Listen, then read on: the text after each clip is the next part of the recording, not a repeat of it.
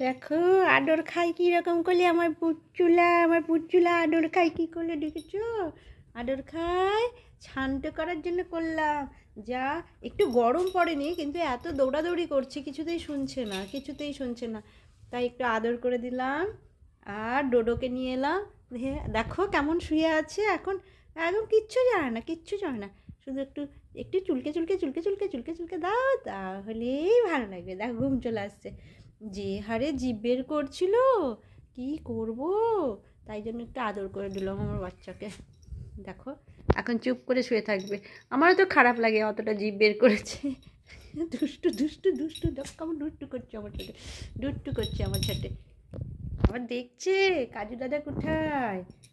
এত বড় বড় জিভ বের করেছে না এখনই, কি বলবো। হ্যাঁ, ঘুম কর বাচ্চা। পাপ।